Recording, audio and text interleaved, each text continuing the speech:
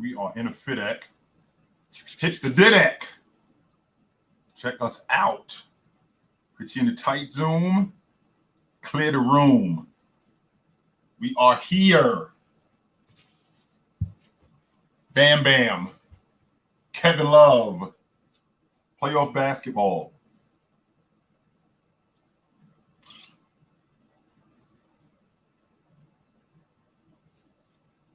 What's going on tonight, guys? Ooh, I'm sorry. But what's going on tonight, guys? How you doing? So what I've come to find out with playoff basketball is, quite simply, this is the most unpredictable season that I've been a part of. Definitely been a part of that. What up, Channel Till Channel? What up, brother? How you doing? This has been the most unpredictable season that I've been a part of, that I've seen. And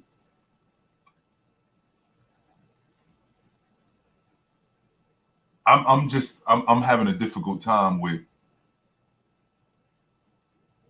all the injuries, all of this good stuff.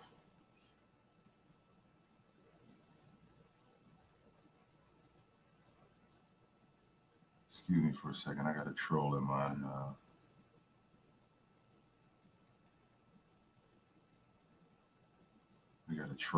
comments, so I gotta get rid of them really quickly. I apologize. So I'm gonna get right back to y'all in a minute.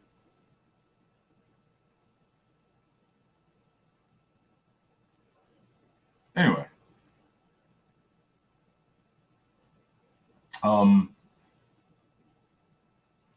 this has been one of the most unpredictable playoffs that I've seen. Like, there's one team, even though I think the Milwaukee Bucks are going to win the NBA championship, it's not like I'm betting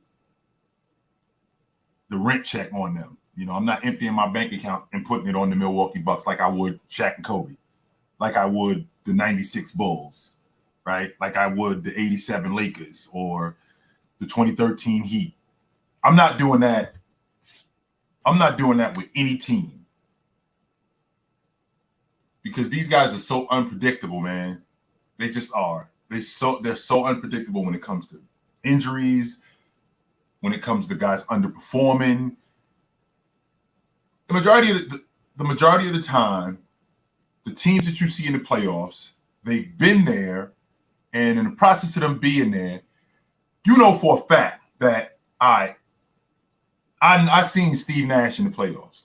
I seen Kobe Bryant in the playoffs. I seen Dirk Nowitzki in the playoffs. I seen Shaq. I seen Jordan. I seen Gary Payton in the playoffs. So I know what these dudes are going to do, right? There isn't one team that I'm seeing in the playoffs and going, I know what these guys are going to do, because I'm not sure what Boston is going to do. I'm not. And I'm a big time Jason Tatum fan. Big time. I dig Jaylen Brown. In fact, I dig that Boston unit. I dig that Milwaukee unit more. But I'm not ready to go, yo, these dudes are the runaway favorites. I'm not prepared to go there yet. Not ready to do that. So there are teams who have been up and down this year. There are teams that have looked like world beaters, and then they look like they can't get out the first round of the playoffs. I mean, the fact that, you know, Joker shoots 58% from the stripe. This is your primary ball handler. This is your primary ball handler. This is your primary distributor.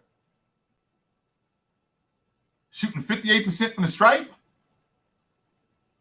Really? That's not good. That's not good at all. So I have a difficult time with that. There's a number of different things that I'm struggling with right now when it comes to the playoffs, right? There's a number of different things that I'm struggling with. So there isn't one team that is the runaway favorite for me. It's just not. There's a number of different teams that I really like. excuse me, there's a number of different teams that I really like, but there's also teams that I'm not ready to just. There aren't teams that I'm ready to just say bet to. They're not. Man.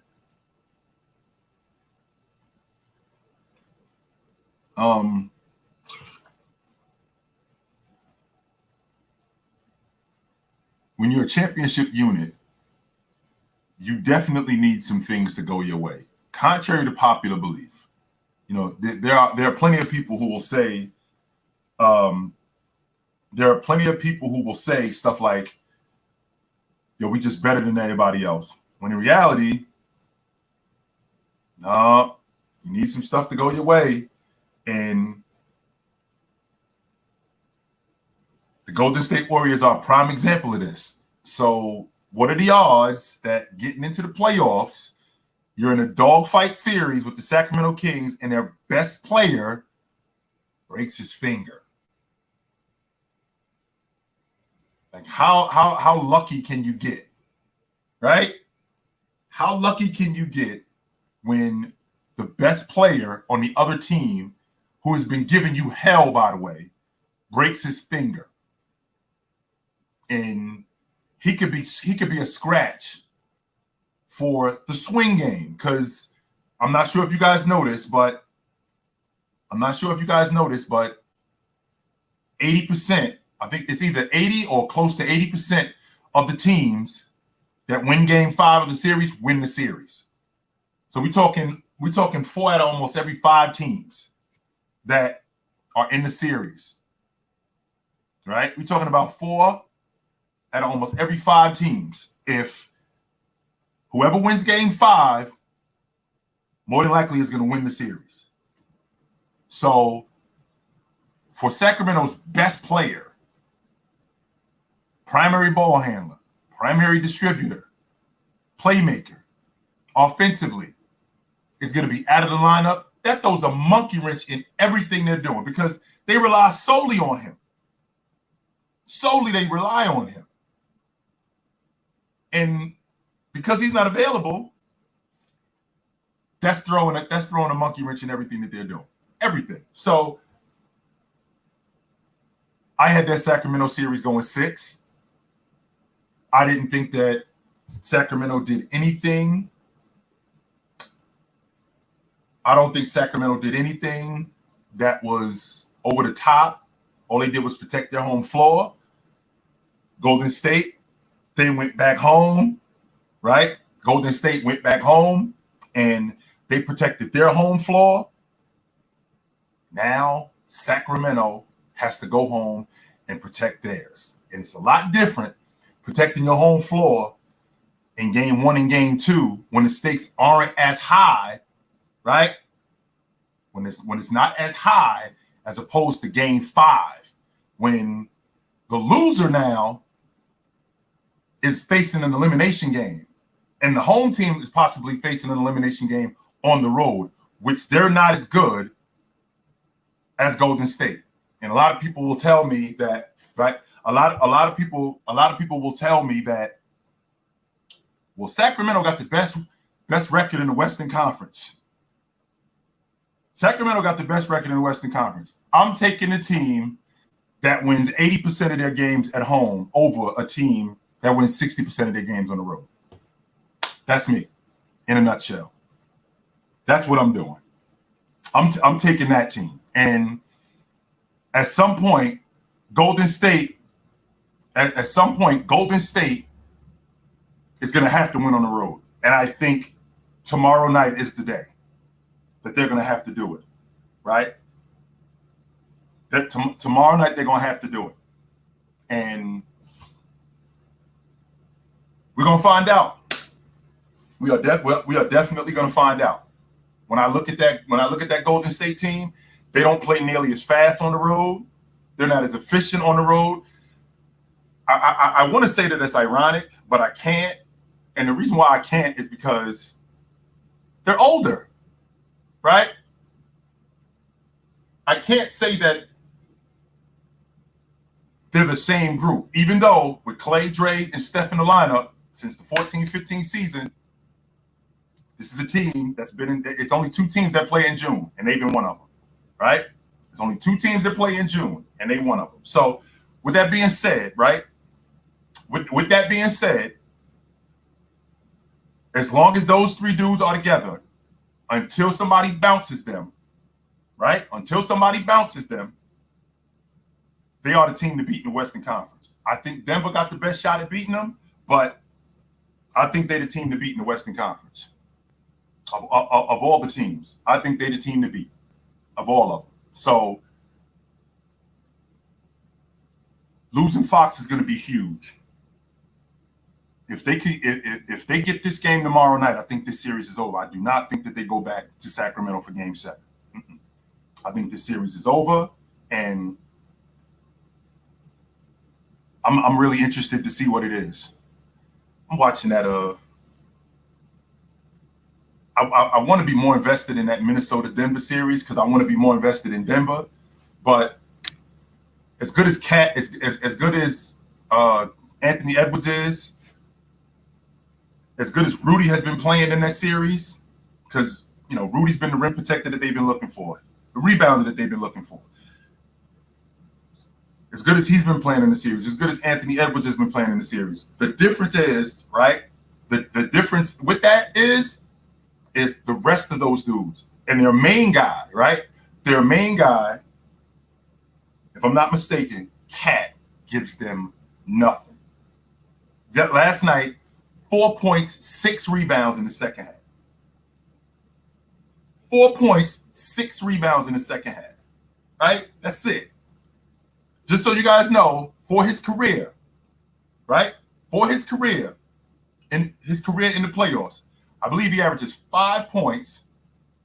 I think he averages 5 points or 6 points and 4 rebounds for his career in the second half in the playoffs. And he had 4 points and 6 rebounds last night in the second half, including the overtime.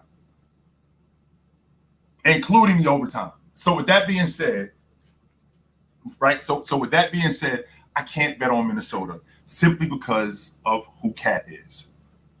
I know Rudy's gonna give me quality minutes. I know Anthony Edwards looks like my franchise player, right? He looks like my franchise player. He looks like a guy that I could build my unit around, right? He looks like a guy that I could build my unit around. And in the process of me building my unit around him, I can make my team viable. I think Cat is the odd man out. Losing Jaden McDaniels, losing Naz Reid, those 2 dudes was different. Those two dudes were completely, they were huge for them. Of all of those teams, of all those guys, they were huge, losing those guys. And there was no reason for me to think that this wouldn't be a more competitive series had those guys been available. But they weren't, right? They weren't available. So everything that I thought, I was wrong about this Knicks series. I think that series is over. I don't think they're coming back to New York. I think that series is over. Everything I thought the Cavs would do to the Knicks is doing it to Cleveland. They just outworking these dudes, right? They just outworking them. And in the process of them outworking them, they're beating them to every punch. They out-rebounding them. They're out-hustling them. Like, offensively, it's not like they got, like, if you think about it, offensively, it's not like they're superior to the Cavs. But what the Cavs are doing, if you look at the Cavs unit, right? If you look at the Cavs unit, they got a bunch of young guys that are going off of Donovan Mitchell and Donovan Mitchell only. Right? They got a bunch of young guys that are that's going off of Donovan Mitchell and Donovan Mitchell only. And they're basically taking a back seat to him. Because they're taking a back seat to him, their offense is suffering. Evan Mobley isn't giving you what he should be giving you. Well, the reason why is he hasn't really improved that much offensively. Jared Allen, I thought that he would be better in this series, but he hasn't been, right? He hasn't been. Evan Mobley hasn't been better offensively. Defensively, Evan Mobley's been great. Oh, he's been fantastic. Fantastic. Basically, He's doing everything that he can to slow down Julius Randle. Everything. Keeping Julius Randle away from the basket, keeping him on the long ball line, forcing him into tough shots. The difference in this series has been the rotation players and the dirty work guys. That's it. They the difference. So with that being said, I think this series is over in New York. So let me see what you dudes talking about, man. I'm see if I can get y'all in here. See if I can get you dudes in here. Hold on for a second. See if I can get you dudes in here.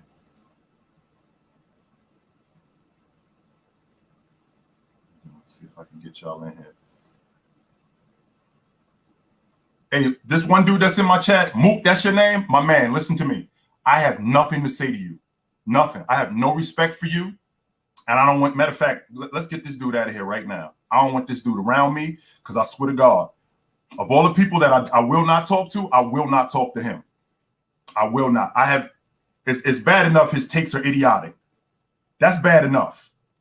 It's bad enough that his takes are idiotic. On top of all of that, he has no respect. He talks to me like I'm his homeboy. I'm not your homeboy, my man. I don't know you. I don't know nothing about you, and I don't want to know nothing about you. I got nothing to say to you. I ain't interested in talking to you. So get out of my live. And I'm not gonna ask you again.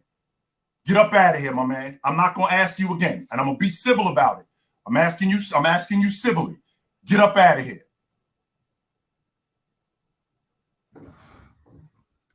What up? What's up? What's up? What up, yo?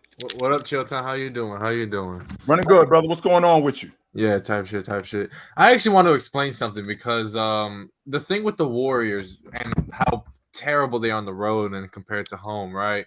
Right. I wanted to figure out why. The numbers say defensively they're just so much worse, right? But why are they that much worse defensively? It's like the most lopsided kind of like we've never seen something like this in the NBA. Teams struggle on the road, but not to this extent. What I found out was they just don't close out the shooters for some reason on the road. Right. Draymond Green in particular, on the road for some reason they tend to overhelp on drives, leave corner and wing shooters wide open. Right. Something that they never do at home. I don't know what it is with them.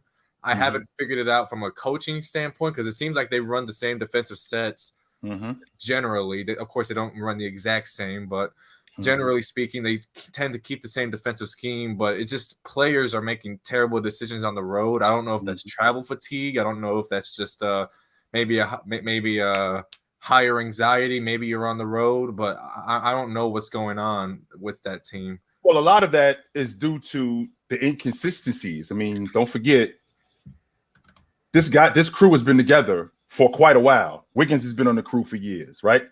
Poole has been on the crew for years. Curry, Draymond, Looney, Klay Thompson. These guys have all been on the crew for years. Indeed. So they do have a continuity. Only problem is that they've been in and out of the lineup. I mean, Wiggins missed almost 2 months. Curry missed a month due to injury, right? Kuminga hasn't been – he's been in and out of the lineup. He's been playing more this season than he has in the past, but I don't think he's picking it up like he could have earlier. And because of that, right? And because of that, I think the inconsistencies in their lineup is the biggest issue. It's not that they can't defend because they defended last year with the same unit, right? So it's not that they can't defend because they could defend just fine. The fact that these guys have been in and out of the lineup, the fact that these guys have been injured and they haven't really been able to do just because if you've been on a crew, because you've been together for as long as y'all been together, right? Because of that, you still have to develop that continuity season to season. It can't just be, all right, we've played together for the whole season, so it's just going to be that. No, it's not just going to be that. It's not going to be that at all. So because it's not going to be that, we got to develop that chemistry again. That's why every season is different. These dudes been in and out of the lineup.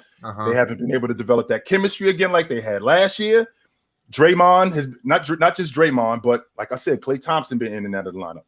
Looney, Steph Curry, and their offense generates a lot of their defense, which a lot of people don't give them credit for. Well, how can your offense generate your defense? Well, keeps them in the half court. Not only does it keep them in the half court, but when they go on runs, that speeds up other teams to get back in the game. And when it speeds up other teams to get back in the game, now what that does is that causes these guys to make turnovers, to force shots, things like that, which causes them to play faster. So Golden State's offense causes a lot of teams to do stuff like that. So with that being said, I look at this Golden State team. I would think that they would be better on the road, but you don't have to be that much better on the road in the playoffs. All they got to do is win once. Considering how good they are at home, all they got to do is win once. I agree with you. If the Warriors take Game 6, it's not going to 7. Another thing with the Cleveland Cavaliers, I've been saying this about Cleveland all year, and I think it's true for every team. I think in the playoffs, the top teams, the 7th, 8th seeds, maybe the 6th seed, they're just not good enough to compete, right? Right. And those are like your Minnesotas. Right. But at the top of the top, you've got your Philly, you've got your Sixers, your Cavs, your Bucks, Celtics, Nuggets, stuff like that.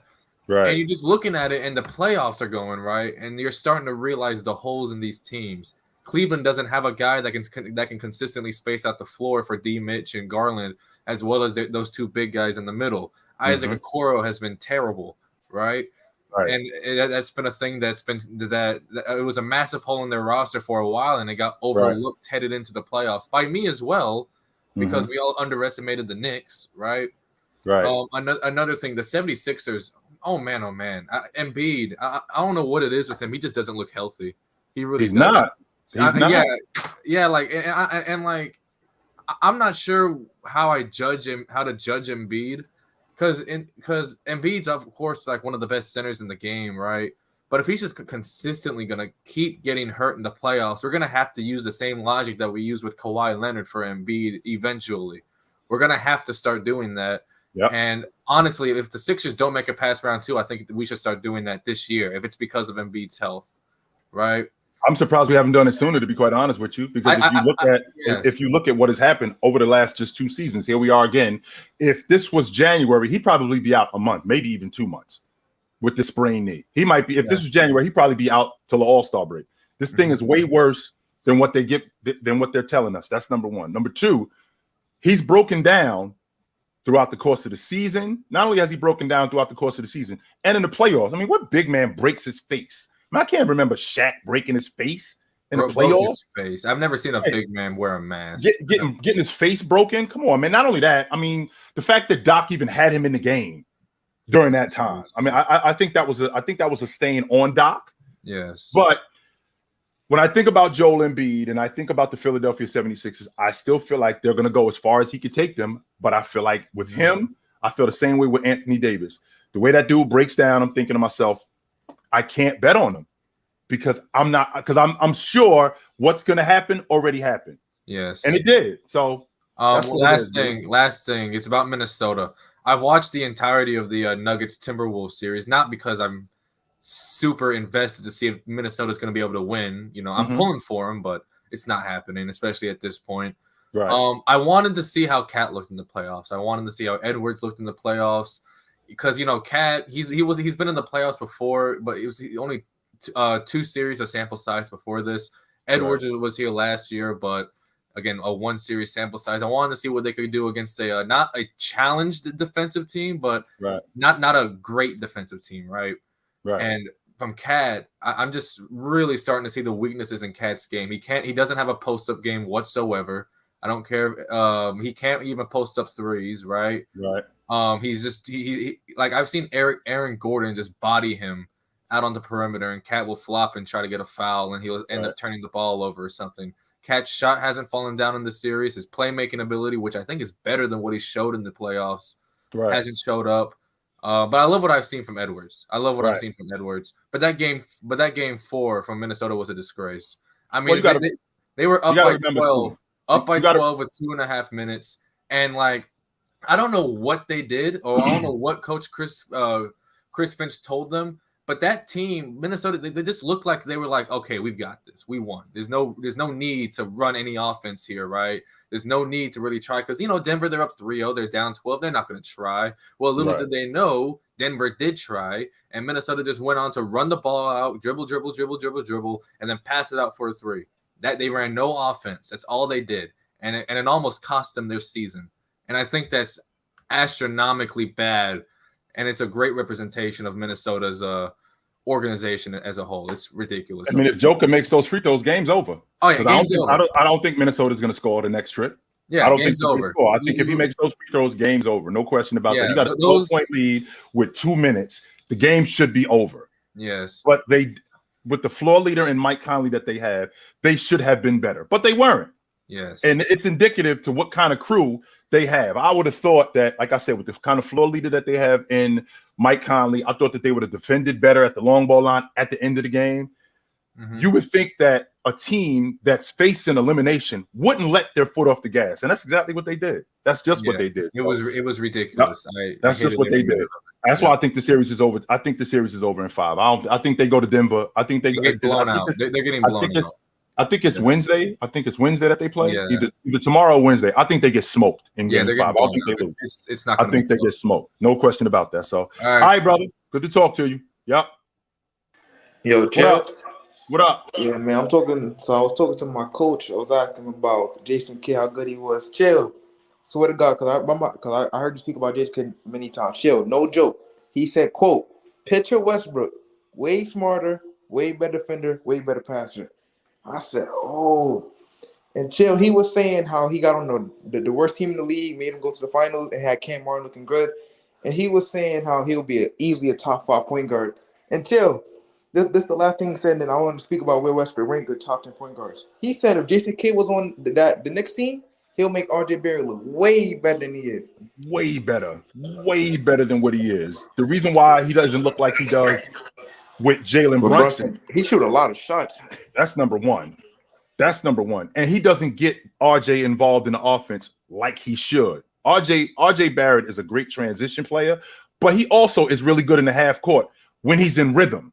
So he's one of those guys who it works when he's moving without the basketball, right? If you get him, he's not one of those guys where he's squaring you up and going one-on-one. That's not his game. He's one of those guys coming off of pin downs, going quick, or he's in transition and you getting him something quick, whether it's off the bounce or whether it's off the straight line pass. He's one of those guys. So the fact that he plays with a guy in Jalen Brunson who isn't the distributor that Russell Westbrook is, he's not the distributor that Jason Kidd is, he looks a little bit different.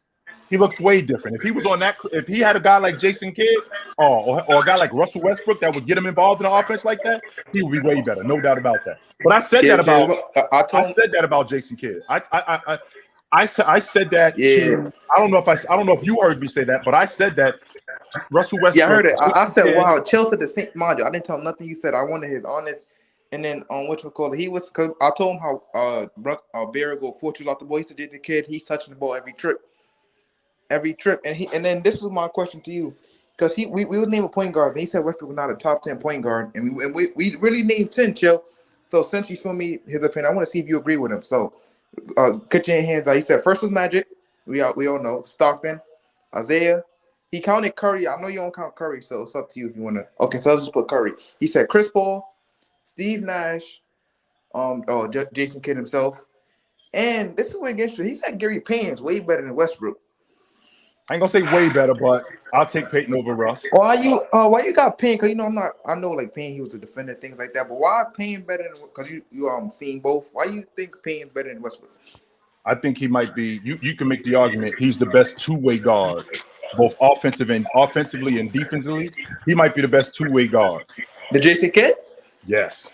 Because he was a better scorer than Jason Kidd. And Jason Kidd was a good scorer, but he was definitely a better scorer than Jason Kidd. And Gary Payton had a real basic game, but it really wasn't. It wasn't a lot of extracurricular stuff, but it was so effective. So I'll put Gary Payton ahead of Russell Westbrook. But then it starts to get tricky. Like Walt Frazier, I think he was better than Tiny. Bob Cousy. I forgot Oscar Robertson, number 9. Yeah, Oscar Robertson. I'm cool with that. Yeah, I'm cool with Oscar Robertson. Westbrook not a top 10 point guard? That's crazy. Dang, I would have thought it. Bob Cousy. Yeah, Until you can make that. You can make that argument. Yeah, sure. You can definitely make that argument. Yeah, how you told me Jason Kidd was? I said, dang. He said RJ Barrett would look way better than he is. So that he's like 20. It would be like 25 with Jason Kidd running around with him. Well, he's around 20 a game now. So I think that RJ Barrett is a 20, 22 a game guy. If he was running with a distributor like Jason Kidd, if he was running with a distributor like Chris Paul or Steve Nash, that 22 would be like 26, 27. Because he would get to the strike more. He would get better looking shots. More aggressive. Yes, he would be more aggressive. And I can't tell you how much it does for your confidence as a guard when you got somebody looking for you in the offense.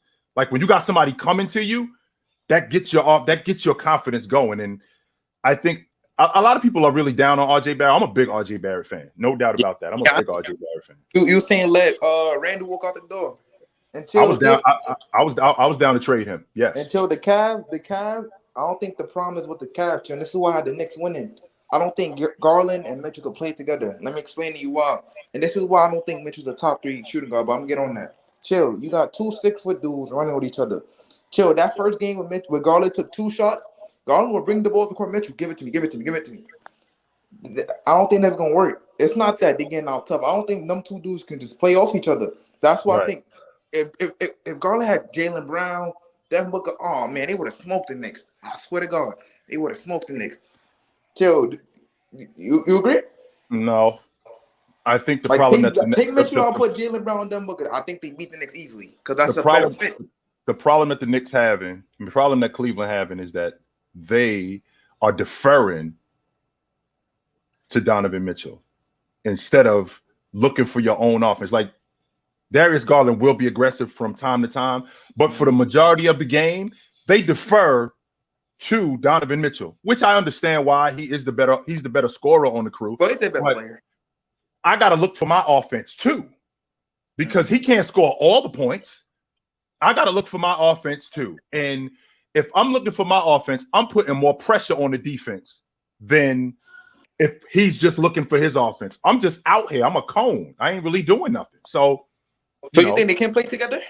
I think they can. I think that Darius Garland just needs to be more aggressive as an offensive player. Okay. I don't think that he cannot play with him. I just think that we're talking about young guys that aren't really sure of themselves, like Evan Mobley, like Darius Garland, right? Okoro. These dudes ain't really sure who they are. And your last thing, and then I'm gonna head up out of here. The Knicks rotation plays is out. Chill. Y'all ain't seen it on the panel. Y'all know Jared Allen played 43 minutes. He had 4 boards. Forget Mitchell Robinson double-double. Hartenstein came off the bench and gave you 8 boards. Julius Randle had I think he had 8 boards before he sat off the whole 4. Chill. And chill. With the Kevin Looney, DeMar Sabonis, how is DeMar Sabonis the league leading rebounder getting out-rebounded by Looney? Why is that?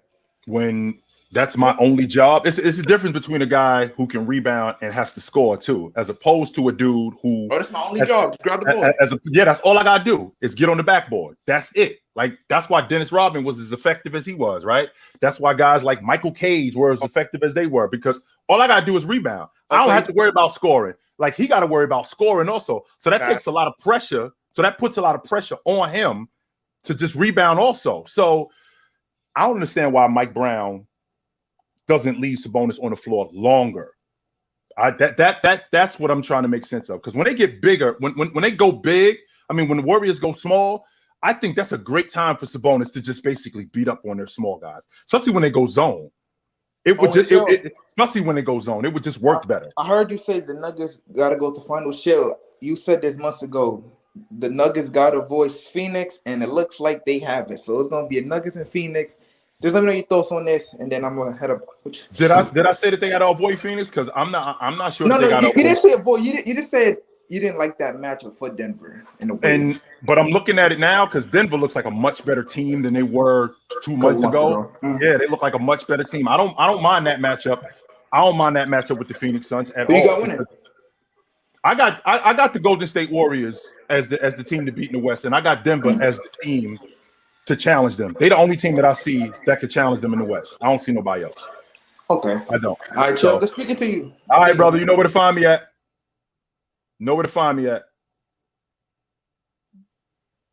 What up? What up? What up? I didn't think you was brave enough to go live during this game. I'm like, all right, go. I'm like, yo, he gonna probably watch the game tonight, man. He probably ain't gonna go live, but you did. Usually I'm coming in here trying to bite your head off, but this time I gotta help you walk across the street.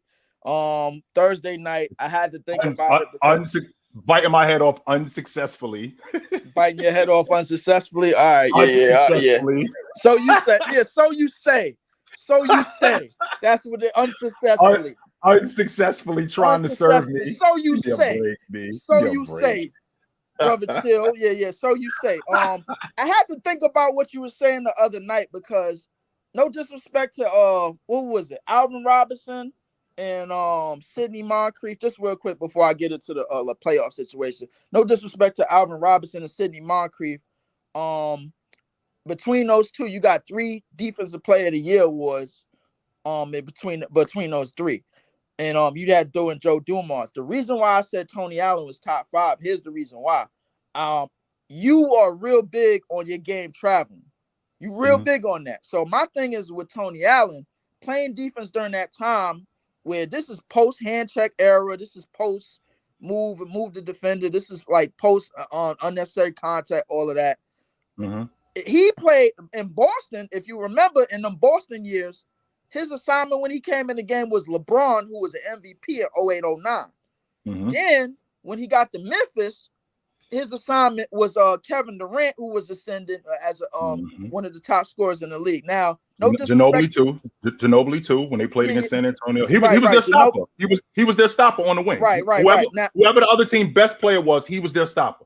Now, no disrespect to Alvin Robinson. I don't know too much about Alvin Robinson or a little bit about Sidney Moncrief. A little more about Joe Dumars.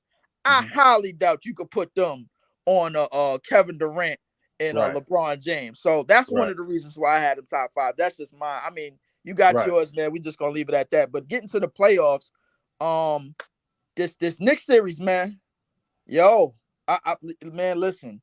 Darius Garland is looking like food on defense, man. Like that is a steak and crab dinner out there, man. Did you not see that yesterday? He is getting cooked up. Everything that you said about him in game 2, man, I'm just thinking to myself, all right, yo, Darius Garland came out of game 2. Remember you talking about? I was like, yo, it seemed like somebody smacked him upside the head. Yo, money. Yo, you gonna let him do that to you? What you and doing? Then I turned around. He went right back to what he was. He went right back to what he was in game 1. Yo, it's looking like teriyaki chicken out there, bro. Yeah, he went right back to it, and he turned it on in game. He turned it on yesterday in the 3rd quarter. He turned it on like, all right, let me get on my job. And then he went right back to what he was in game 1. And in game 3, he went right back to that. And Brunson is not going to stop, B. So you got to be the aggressor too. Just so you know, you can't just be. You can't just reserve yourself to just being a facilitator. Brunson is coming after you, and he's not looking for R.J. Barrett like that. He ain't really looking for Julius Randle. He is really looking at you like this dude can't stay in front of me. I do whatever I want. So that energy got to be reversed, and you got to do the same thing with him. You got to put him on the defense. And one more thing to add to that, Donovan. The Knicks is making a consummate effort to get the ball out of Donovan Mitchell's hand and let somebody else beat him. That's one another thing. The other thing too, you touched on Julius Randle in the Evan Mobley matchup, and I think the Knicks had a great counter reaction for that. That counter reaction was R.J. Barrett. The R.J. Barrett that showed up yesterday, that's the R.J. Barrett that need to show up when Julius Randle don't have it going. Because in my personal opinion, I don't think they could be out on the court together at the same time in crunch moments because they both got the same They both got the same habits on offense. They both trying to go to the left. They both need the left, and they're trying to get to most of their money spots is in that area. But the thing with R.J. Barrett is he's trying to drive more. That's the thing about it. Julius Randle, because he played a 4, he's trying to shoot more jumpers and trying to get his rhythm going. So now remember too, Leaf, that number one, R.J. Barrett has gotten progressively better in this series, and the reason why is playing home, they play faster. Right. So the Knicks play faster at home. What we can't do is we can't discount the defense that Evan Mobley has been playing on Julius Randle. Right. After he got pushed around in that first game, it was like somebody got in his ear. Like, all right, young fella, I know you're young, but you can't let him push you around like that. And what he's done with Julius Randle, he's pushed Julius Randle further away from the basket. Put hands on him a little bit more. Not just put hands on him a little bit more. Not just put hands on him a little bit more. What he's doing is he's making shots difficult for him. Julius Randle is one of those guys who, if his shot's not going, he ain't really that effective. He don't really give you much else. He doesn't really, if he's not scoring, I'm not going to say useless, but he doesn't really do much else, which would explain to you why yesterday he walked out after they won. He didn't want to talk to nobody because he ain't playing the fourth quarter. And the reason why he ain't playing the fourth quarter was because he wasn't doing nothing else. Right. So and what I can't do, Leaf, is I can't discount that Julius Randle is going up against I think he's the best defensive player in the game. The defensive player, arguably the best defensive player in the game. And he's giving him a lot of trouble. He's giving him a lot of trouble. So I can't discount that. I would say Evan Mobley is ascending as a top 5 defender in the game. With his versatility, the way he can move his feet at that size and still hold down the paint and give you a little rim protection. I'm thinking Kevin Garnett on Minnesota. That's kind of what I see. He could pick up a little bit. He could do a little bit of everything on defense. But Kevin Garnett was a little bit more. He had a little bit more oomph in him. You know what I'm saying? He had a little bit more. I see Chris Bosh step a better defender. That's who I'm looking at. Bosh? Yeah, I'm looking at Chris Bosh. But he wasn't KG. I always thought KG was like arguably the best defender at his position. Yeah. You know what I'm saying? So I mean, that's up to a debate, but we got that. But to harp more on that series, the Knicks is really just out hustling them. That's it. That's all they're doing. Everything I thought Cleveland was going to do to them, they doing it to Cleveland. Everything. Anytime you got Josh Hart on the boards and getting most of the hustle plays, you got a problem. Yeah. You got a big problem. He's the difference in that series. He is the difference in that series. He's the difference in that series because they don't have nobody that's off their bench that's doing that. They don't have nobody. And the thing is, man, like, and I know y'all played around with it earlier, and I said to myself, yo, if the Knicks screw this up, man, I won't be surprised. Hey, Leaf, yo, I want to get down with these dudes, but if this series end up like we back in New York for games, within 5. I don't think they're coming back to New York, but if this series end up coming back to New York, my blood pressure going up because I am not betting on the Knicks in Game 7 in Cleveland. No, I'm not. Before I go, the Kings and the Warriors series went how we all playing. I'm not even bothered with that. Denver screwing up the dope last night. Oh, they straight tricked the money last night. They screwed the dope. They dropped the whole bag. They straight tricked the money. I'm supposed to deliver this bag to Leaf. I left the bag in the cab. I'm just straight left the bag in the cab. What you doing, the bag in the cab. I'm thinking to myself, and you touched on it in your earlier video. Aaron Gordon, he can't play you to a tie, yo. He can't. He can't play you to a tie, B. He can't. I don't care who is in front of you. Aaron Gordon can't play you to a tie, and I can appreciate Aaron Gordon's game. I'm not going to disrespect Aaron Gordon's game and say that Aaron Gordon is whack. No, because I don't think he's whack. I think he's a solid player. He can't play you to a tie. No, not in the playoffs. He can't. And among that, I'm thinking like Joker's clearly all right. Joker gonna be Joker. That's fine. Here's the difference is Jamal Murray and the others. I'm thinking to myself, I'm like, all right, Jamal Murray, yo, close these fools out, bro. Don't give him no breathing room. I know Anthony Edwards. He gonna come. He gonna give you all he got. But you can match that, and he matched that in Game 2 when they were both was going back and forth. This is one of the series that I was slick kind of not trying to pay attention to, but I'm just saying to myself, this is going to say more about Denver if they don't close these fools out the way they're supposed to close them out. And we said what we said about the Knicks, and we said what we said about Denver. I'm thinking to myself, I'm not surprised if neither one of these series go 7 games. I'm not surprised. Oh I got nothing for you, Leaf, because I can't see that. I think that Minnesota series is over because I know who Cat is. That's why we all know who Cat is, right? But it's Anthony Edwards. Is Anthony Edwards going to ascend enough to bring that to extend that series another game or 2? He doesn't have enough.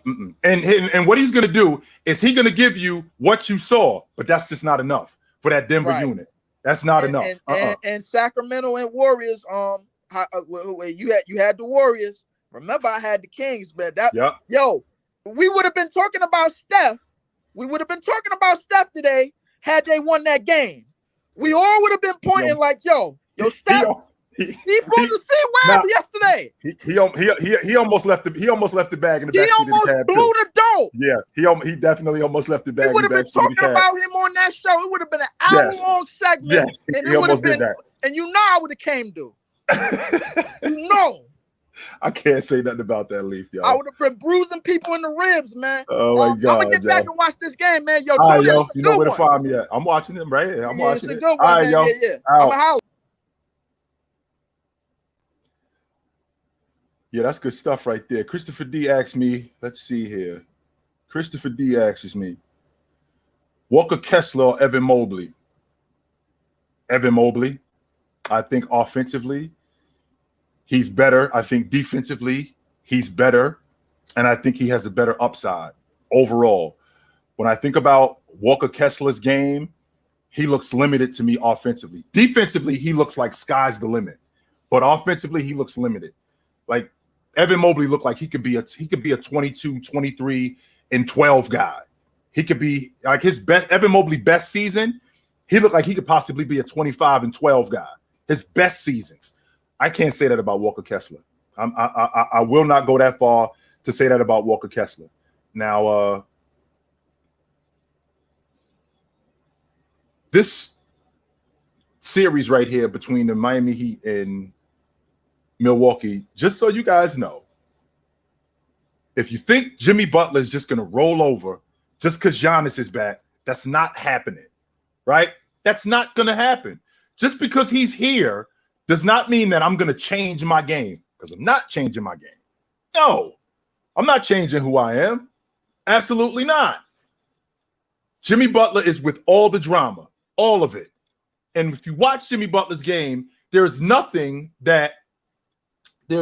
about Jimmy Butler that is eye-popping except his confidence. Nothing. Like, he doesn't have an extra crispy handle. His mid-range game is good. He's got a really good mid-range game. He's not blowing you away with his athleticism. He ain't doing none of that stuff, right? He's not doing any of that stuff. However, he's supremely confident. He's getting on the floor and he's looking at everybody that's out there and making it clear, it ain't one of you dudes on this floor that got anything for me. I'll kick every last one of y'all ass, including you, Giannis, including you, LeBron. I'm the best player on the floor. I'm the best player out here. And because I'm the best player out here, I'm going to do whatever I want. I'm going to do whatever I want. So as long as Miami has buckets, I think they got a shot. I thought that this series was – I really felt like Milwaukee could beat these dudes without Giannis. But I was at the game on Saturday night, and I really wasn't that impressed with Milwaukee. Not Milwaukee, I'm sorry, with Miami. But I'm watching these dudes, and I'm thinking to myself, I'm not that impressed with them, but they still getting it done. They still doing it. And they're doing it primarily because of Jimmy Buckets. He's the difference.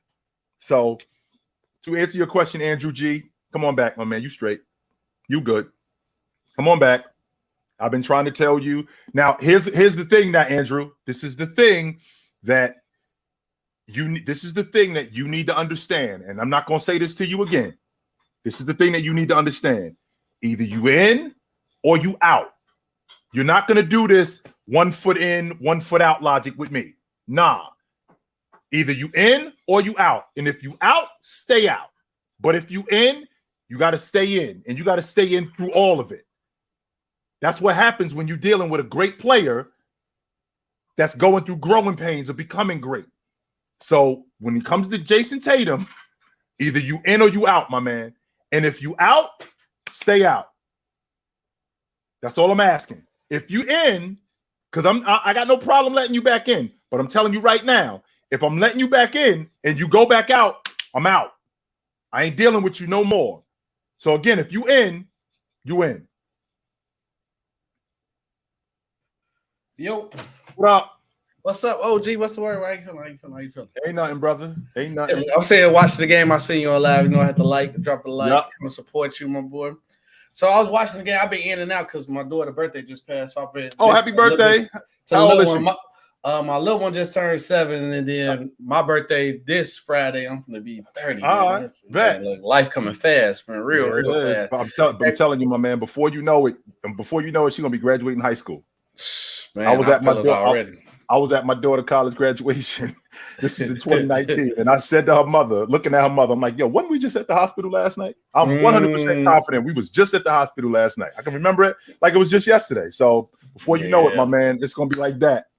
so I got into an altercation. So I forgot the one creator name. I remember KD Burner. I know you probably heard of KD Burner.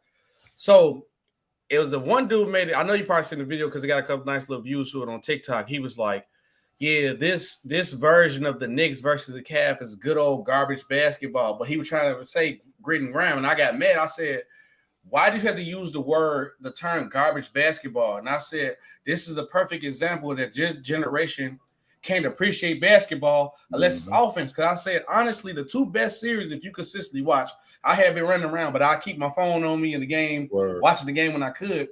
Right. The two best first round series has been the Warriors and the Kings and the Knicks and the Cavs easily. And it gives you the best of both worlds. And then KD Burner came on. He was like, yeah, this series is trash. You don't understand garbage basketball because he's like the first series. He said game 3, and I cooked him so swift. It was like a quick chef knife quick. He was like, game 3, they shot 66 threes and hit only like 13, which he was wrong. It was 17. Right. I literally go to the Warriors and Kings series. I say, brother, I know you think this series is better. They shot a whopping 97 threes together and hit 27. You don't think if the Cavs and Knicks had another 30 more threes, you don't think they can hit 10 more? I said, y'all just too infatuated with offense to understand what's really going on with the game. Because I'm like, I really appreciate the Knicks and the Cavs series. And I also love the value of both because people don't remember the game of how, like, it's hard to win in the Garden and it's hard to win in Sacramento. They brought that fandom back. And then I love the schemes that everybody is bringing coaches-wise defensively. What they doing. Because he was like, yeah, you see that the Cavaliers are leaving certain players open, or the Cavs series, the Knicks, they leave separate. I said, that's what you game plan in the finals. Like, okay, I know he's not a good shooter. Let's leave him open and bait him to take that shot. That's part of the game plan. That's a good defensive game plan. That's part of the game plan. Yes. I was like, I don't understand. What do y'all think is something? You got to remember, too, that you're talking to a dude who, and I don't know him, but it sounds like you're talking to a dude who is of this generation who thinks that everybody can shoot the long ball. No, everybody can't. No, they can't. Okay. Just because the guys are shooting the long ball does not mean everybody can shoot it effectively. I mean, we're talking about a league where I think the league leader, I think he leads the league at like 44, 45%, something like that. The majority of the guys in the league are shooting under 40%. Yes, sir. So because the majority of the guys in the league are shooting under 40%, guys like Grant Williams is averaging almost 6 threes a game. Yo, if you're going to shoot 6 threes and make 2 of them, I'm cool with that. Knock yourself out. And everybody gonna live with that percentage. They're gonna knock yourself out. Knock yourself out. What we're missing is how good defensively the Cavs have actually been. Even though they're losing, in this series, we're leaving out how good defensively they've been. Just so you know, the Knicks average 116 points, right? The Knicks average 116 points for the season. They holding the Knicks under 100 a game in this series. They've held them to under 100 a game. And that's largely due to guys like Evan Mobley doing a better job on Julius Randle. I'm going to say, hey, as soon as I said, man, OG was talking about how Mobley is great defensively. Randle had Randle in a box. Like, and it ain't just because he's shooting bad. There's a reason why he's shooting bad. There's a reason why he's shooting bad. It ain't just because it's the playoffs and, he don't perform in the playoffs. No, Evan Mobley has pushed him away from the basket, right? Yeah. Evan Mobley is pushing him away from the basket. Not only is Evan Mobley pushing him away from the basket, he's making shots more difficult for him. So just so you know, Evan Mobley, a bit of 6'10". And if I'm trying to shoot from 17 feet over a dude that's a tree in my face, that shot is a lot more difficult. And now I'm moving further away to get more room, and I'm shooting at the 3-point line, which is an even more difficult shot. which is making my offense even worse. Right? Which is making my offense even worse. So I think he's doing a damn good job on him. The problem that we having is both Mitchell Robinson and Hartenstein are both kicking Jared Allen's ass. That's bad. And I thought that was going to be the advantage for the Cavs with those two guys with the size, and they're not taking advantage of that. And shout out Josh Hart, because Josh Hart has been one of the glue guys to their series being as great as it is, that rebounded, which sometimes bite him in the butt when he did with the like the Trailblazers, because you got a guy at your 2-guard position always crashing the boards, and sometimes you don't get the board, you go on a break, you'll be a man down. But also, you see how when we was talking about, like, I still had the Warriors in 6-2, but did you notice that last game, which is bad that De'Aaron Fox got hurt, because this series has been great. The experience showed that last game, because the Kings could have won that game, but the shot selection that they took at the end of that last game bit them in the butt. It was a lot of terrible possessions that last game, and they could have won if they would have just slowed down. But you seen the anxiousness of a young team who never been there before, and everybody keep talking about like experience don't matter. That experience right there not having experience killed the Kings that last game. They luckily, because they just so talented and have such high firepower, kept the game close. It almost won the game, but I think the last 5-6 shots they took was terrible. Even that De'Aaron Fox 3 was a terrible shot. He just knocked it down. But I think experience showed. And I told you, I said this earlier today when I was talking to the fellas on the panel. That game is, even though everybody talks about, Steph Curry almost sold because he called the timeout, even though you should know. Shout out that game was sold with 34 seconds on the clock. It's a 2-possession game, right? It's a 2-possession game. They get the shot they wanted. They get Harrison Barnes to shoot the basketball. Looney's blocking out Sabonis. Klay Thompson's guy, who he's covering, is at the long ball line. Klay got to go stick his nose in there and get that rebound. Game's over. Game's over if he does that. He goes in there as he sticks his nose in there and he gets that rebound. Game's over, because it's less than 30 seconds when he pulls that in. It's a 2-possession game. We don't need any more points. Right. We don't need any more points. All we got to do is make free throws. Don't give up any threes. Don't foul. And let's get up out of here. But instead, they don't get the ball back. De'Aaron Fox cracks a 3 to now make it a 1-possession game. Curry speeds himself up, goes too fast at the free throw line, and ends up giving them the ball back again, where they get another opportunity to win. The ball game was won because they got lucky at the end. Oh yeah, they 100% got lucky. They got luck, and don't get me wrong now. Lucky and experience killed them. Don't get me wrong. You can't being good ain't good enough. You need some things to go your way. You need a bounce to go your way. You need a turnover. Prime example would be the Sacramento Kings. I mean, what's the likelihood that we got a dogfight series and their best player breaks his hand? I mean, that's throwing a monkey wrench in what they doing. Yeah, that's luck. Yeah, that's luck. But that's part of it, though. That's part of it. You need some things to go your way, and that's kind of where they are right now. That's kind of that's part of the game. But also, OG, and I remember because I was sitting, I was listening to you and I'm watching the game because I got my pops over here watching the game. We got to put Pat Riley on the hot seat, because ain't no way. And I feel like if it was any other executive running, because Pat Riley got so much respect on his name, which he earned, he does that. But you cannot have a guy who is dominant in the playoff, who can get you far. First of all, he got the team that everybody got as the favorites on the ropes. And then you talked about this too, that the Bucks, if they're going to be able to be a championship team, they should take care of these guys without their best player, because who do the Heat really got besides really Jimmy Butler? Bam Adebayo, I'm done with Bam. I'm done. You out on Bam? I'm out on Bam. I'm out. I'm out. He supposed to be the number 2 guy. He don't do nothing enough at all. He ain't even been consistent defensively enough for me. And he's supposed to be one of the best defenders in the league. But you got a guy, Jimmy Butler, who shows that he can get it done in the playoffs and take you farther than what you could go with the pieces you have. You got to get him something. You got to get him somebody. But I guarantee you, if it wasn't Pat Riley, they would have him on a hot seat. It's only because he's Pat Riley. Pat Riley might have a case of fat cat-itis. Like, he might be in the. I mean, we're talking about I think he's 75, right? Yeah. So I think he in that front office chilling, B. I do think that he fell asleep at the wheel. I will tell you that, SB. And I think that this unit there's going to be some major changes this summer. And I think he knows that. I think he knows that. I don't see Kyle Lowry won't be back, right? Can't be. Victor Oladipo won't be back. Nope. Kevin Love won't be back, even though I would like to have Kevin Love back on the roster because I think that he could help them. Yeah. But they got to I think they got to upgrade and get them a 5-man, a legit 5-man. I think they got to get a point guard. I think they got to get a 5-man. They got to get a point guard. And I know you out on Bam. I'm not. I just want what I'm going to do is I'm lighting the fire to his feet. Yo, you got to get better. I'm not letting you off the hook. I'm not letting you off the hook. I'm not letting you got. This is what you guys do, and that's why these guys bounce around the way they do. You let these guys off the hook by trading them. I'm not letting you off the hook. You got to get better. This ain't good enough. OG, which is crazy. I'm going to ask you a serious question. Besides Jimmy Butler, right? Because Jimmy Butler has exceeded his game and got very good. Out of all the Heat young guys, they got Tyler Hero, Duncan Robinson, Bam Adebayo. From once we seen that point, we're like, oh, this guy got potential. Have they got better? When that Bam point, see that spark. Bam has improved. Where at? Bam has actually improved. Like watching Bam during the season when he's aggressive offensively, he's improved. I think it's upstairs, and the reason why I think it's upstairs is because where he's playing.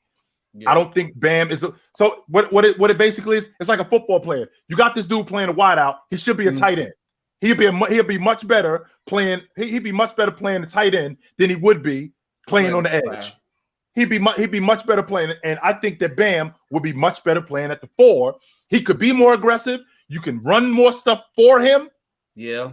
And I think that would raise his confidence. I'm not letting him off the hook, man. But my problem is that, OG, but look, his versatility, his defensive impact, where he can play the 5 with his shooting ability and playmaking will make him more dangerous at the 5. And he don't see that. I don't like like you say, it might be mental where he just like the big bodies banging on that he can't bang with the centers like that. Maybe they need to get a guy like Kevin Love a couple years back would have been great to play the 4 because he can rebound good enough where Bam don't have to bang his body up. But I don't understand why Bam don't see that. His versatility of his skill set could make the Heat dangerous, and he don't see it. Or he don't play like it. I hate it. I think it's a little bit of both. But I will tell you this, SB. If we could get Bam to have that confidence upstairs, I think he could be one of the best 4 men in the game, man. One of the best 4 men in the game. So you know where to find me at, brother. Yes, I know where to find you at. Be easy. Yep. Yes, Drew got the clamps on Jimmy Butler. Yes, he does. And to answer your question about people saying that injuries are ruining the playoffs. No, they're not. Injuries are not ruining the playoffs. That's just part of the game, my man. You know what I mean, Young Africa? That's part of the game. If you notice, the teams at the end that are the healthiest are the teams that are in the championship. So the Warriors, they were the healthiest last year. What happened? How'd they get past Memphis? Ja got hurt, right? Ja got hurt. The Boston Celtics. If Middleton was hurt in that series, if Middleton isn't hurt, I'm not sure that they get past them. I'm not sure. So when you talk about injuries are a part of the game, and being good ain't good enough, man. I can't reiterate that to you guys enough. So it's about that time for me. It was good to see you guys tonight. I will see you guys soon. It is the playoffs. It is basketball season. We are in effect. I will be on the panel tomorrow. We go at 5 o'clock Eastern tomorrow. And we got our 3-hour show tomorrow night from 5 o'clock to 8. I think it's longer than 3 hours, but it starts at 5 o'clock. I will see you guys tomorrow. But until then, take it light, but take it.